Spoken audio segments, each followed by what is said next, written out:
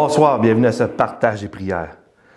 Eh bien, pour débuter ce soir, je me dis, on a tous un jour cherché ou demandé conseil à quelqu'un.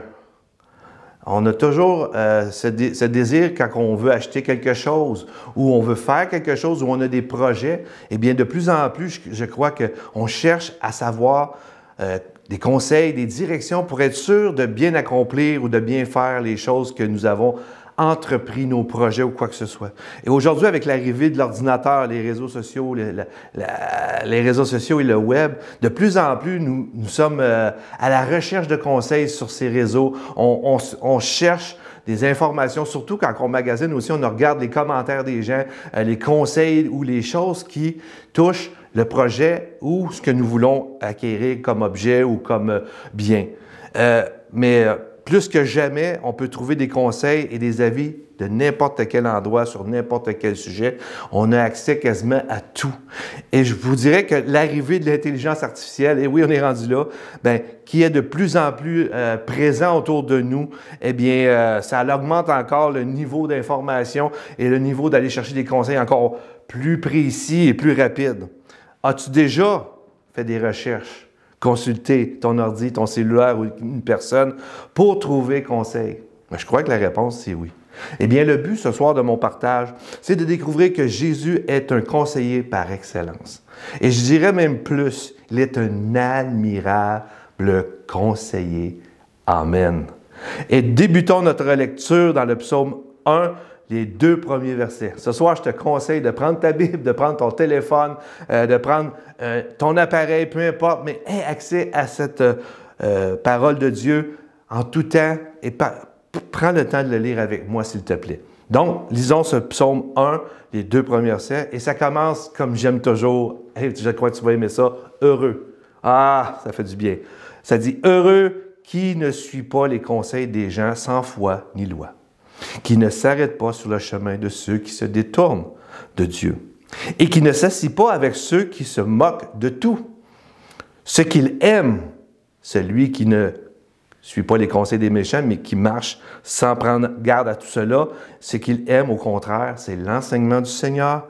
Il le médite jour et nuit. Frères et sœurs, mon ami, toi qui m'écoutes, être bien conseillé va nous aider à prendre de bonnes décisions et d'agir avec sagesse et nous rassurer selon des choses que nous voulons acquérir pour être sûr de prendre une bonne décision. Et même que ce passage nous dit que ça va nous rendre heureux. As-tu déjà été heureux d'avoir été mal conseillé ou d'avoir pris une mauvaise décision face à un mauvais conseil? Je crois que la réponse est simple. Non. On n'est jamais content quand on a été mal conseillé. Mais la première des choses ce soir, le premier point que je veux partager avec vous, c'est que premièrement, les conseils, ça devient quelque chose qui est important autour de nous. Donc, la chose, c'est de qui nous vient le conseil? De qui viennent les conseils? Et le titre de mon message ce soir, c'est « Dieu, un admirable conseiller ». Donc, premier point, d'où nous vient le conseil? De qui vient le conseil? Les personnes de confiance et de qualité seront souvent de bons conseils.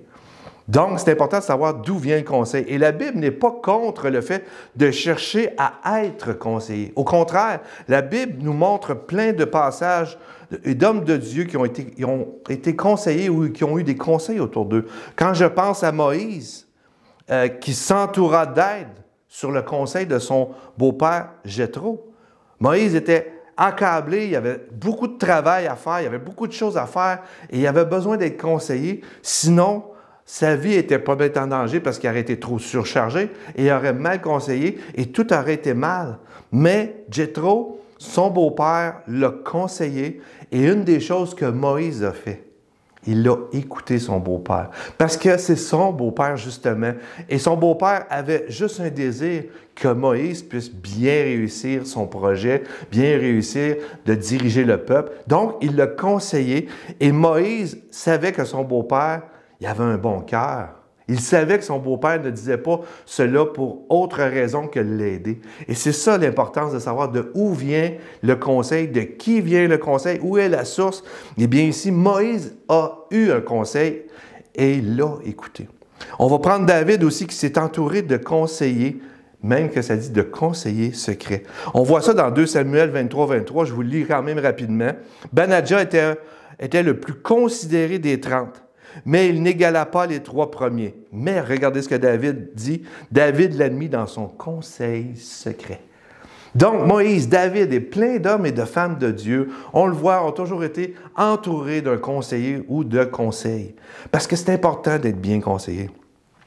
Donc, les conseils sont efficaces et sont de grand bien pour qui les reçoit, mais aussi pour de qui elles viennent, de bonnes personnes. Mais l'inverse est vrai. Si de bonnes personnes bien intentionnées autour de nous, ou de bons sites, ou peu importe, où tu vas chercher ton conseil, si c'est des gens qualifiés qui savent de quoi ils parlent, qui ont l'expérience, bien, un bon conseil va amener de bonnes décisions, mais l'inverse aussi.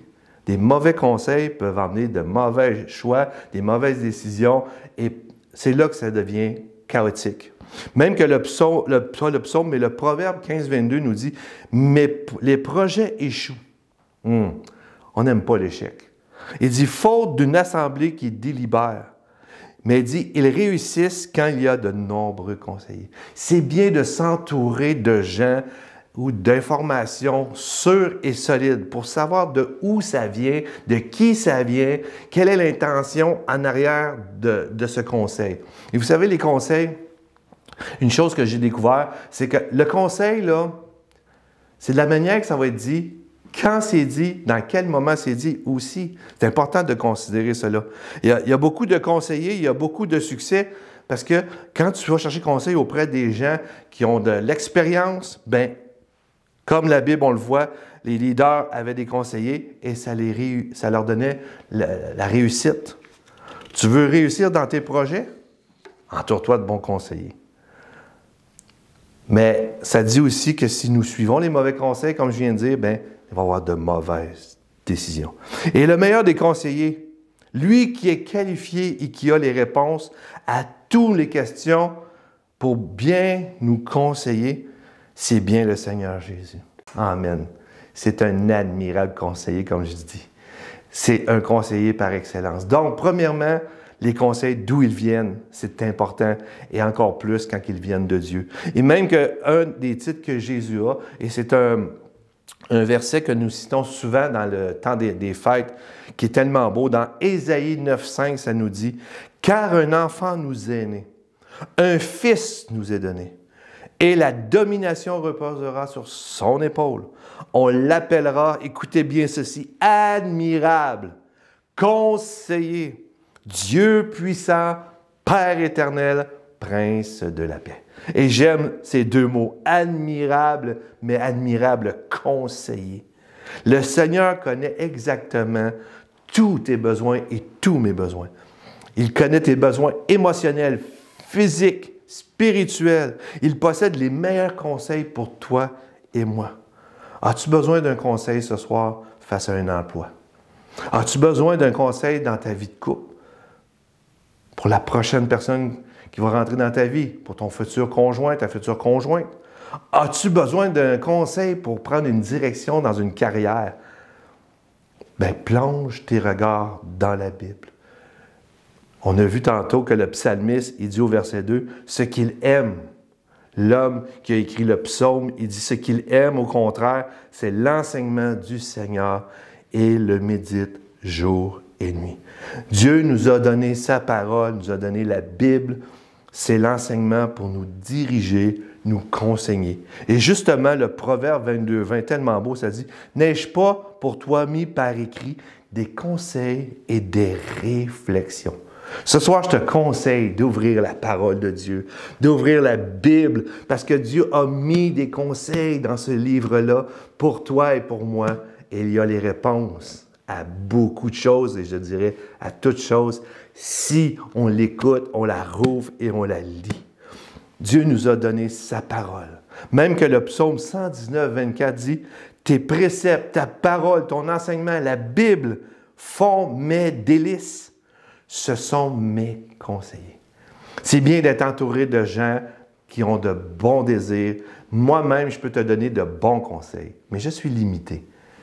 Malheureusement, je suis limité, mais Dieu est illimité et ses conseils, ils sont extraordinaires parce qu'ils vont te donner une direction dans le domaine dans lequel tu cherches, dans les choses que tu veux faire pour ta vie, pour ton ministère, pour ton couple. Donc, ne nous privons pas de cette source inépuisable d'informations, de réflexions, de conseils qui est la parole de Dieu. Premièrement, d'où viennent les conseils, de qui viennent? Et deuxièmement, eh bien, Dieu est le conseiller par excellence. Donc, le psaume 32, 8 nous dit « Je t'instruirai et je te montrerai la voie que tu dois suivre. » Wow! Aujourd'hui, on est équipé de GPS, on veut tellement savoir où aller pour ne pas se perdre. C'est bien, c'est un outil que je me sers tellement souvent maintenant et j'aime ça, je me fie à ça. Mais la parole de Dieu devrait être comme ton GPS. Tu devrais y faire confiance, même si des fois tu dis « c'est un drôle de détour ça, pas sûr que c'est la bonne place ». Mais si tu y fais confiance, moi c'est rare que mon GPS m'emmène dans des terrains bizarres. À moins que tu l'aies mal programmé, mais ça c'est une autre histoire. Mais s'il est bien, c'était ton GPS. Mais la parole de Dieu, elle est bien setée, elle est bien organisée parce que justement, elle est de la main de Dieu. Donc, Dieu va te donner des chemins à suivre. Il dit « Je te conseillerai et j'aurai les regards sur toi. » Et ça, je trouve ça le fun. Parce que moi, je peux te conseiller. Disons, je peux te conseiller pour quoi que ce soit, mais je ne peux pas te suivre tout le temps pour voir si tu écoutes ou si tu as besoin de moi. Des fois, je ne suis pas toujours disponible. Mais ça dit que Dieu, lui, va te conseiller, mais il va avoir les regards sur toi. Il va toujours avec toi pour te diriger. Le psaume 81, 12 et 13 nous dit « Parce qu'ils ne m'ont pas aimé mes conseils, ils qui sont dédaignés, tous mes réprimandes, ils se nourriront du fruit de leur voix et ils ne se rassisiront de leurs propres conseils. » Donc, autant Dieu, c'est un bon conseiller, et comme Moïse ou comme les autres ont suivi les conseils de leurs conseillers et ils ont réussi, ils ont achevé les choses qu'ils devaient faire avec succès, moi je crois que ta vie, ma vie, devrait reposer sur les conseils de Dieu et les écouter pour ne pas échouer et de faire vraiment ce que Dieu nous demande de faire. Et ce que Dieu nous demande de faire, c'est toujours pour notre bien. Comme le beau-père de Moïse, c'était pour le bien. Eh bien, à chaque fois, dis-toi une chose, que quand Dieu te conseille, que Dieu me conseille, il connaît toutes choses et c'est pour notre bien. Donc ce soir, Dieu est un admirable conseiller. Il nous entoure de bonnes personnes, il nous entoure de gens de qualité, mais aussi, il nous donne sa parole, des réflexions et des conseils pour toi et pour moi. Ce soir, on va aller dans la prière, mais avant, nous allons chanter. Nous allons aller avec le kip de louange, chanter un chant, et rentrons dans cette attitude de dire, Seigneur, merci premièrement pour tes conseils. Et si tu cherches conseil, bien, Seigneur, je viens devant toi pour être conseillé. Et crois-moi, si ton cœur est vraiment ouvert et sincère, je te garantis que Dieu va te conseiller. Il l'a fait à maintes reprises pour ma vie. Il va le faire pour toi. Que Dieu te bénisse. Bon temps dans la prière. À la prochaine. C'est toi ma source, Seigneur.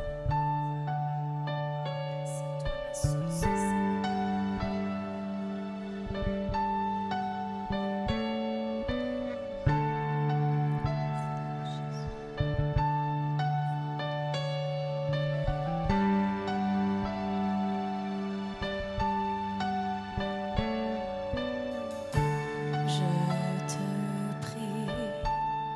Et tu entends ma voix.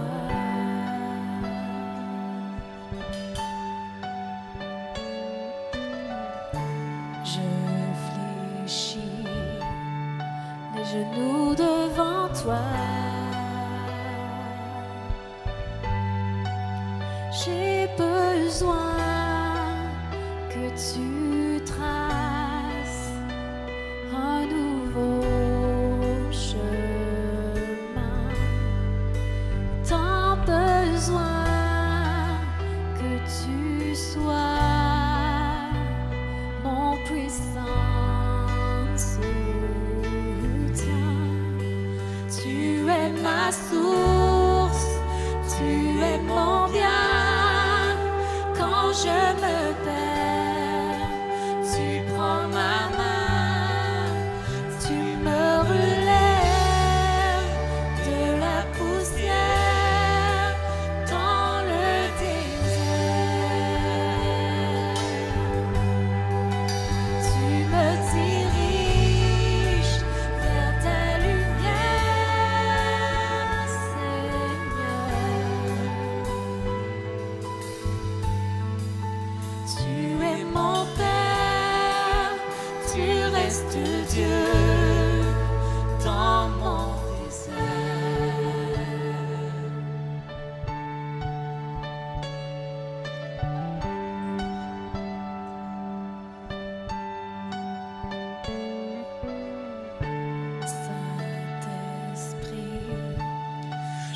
tiens devant toi.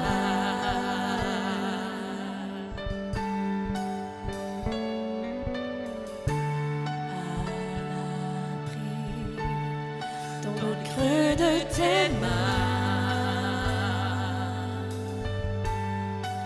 j'ai besoin de ton feu qui me purifie.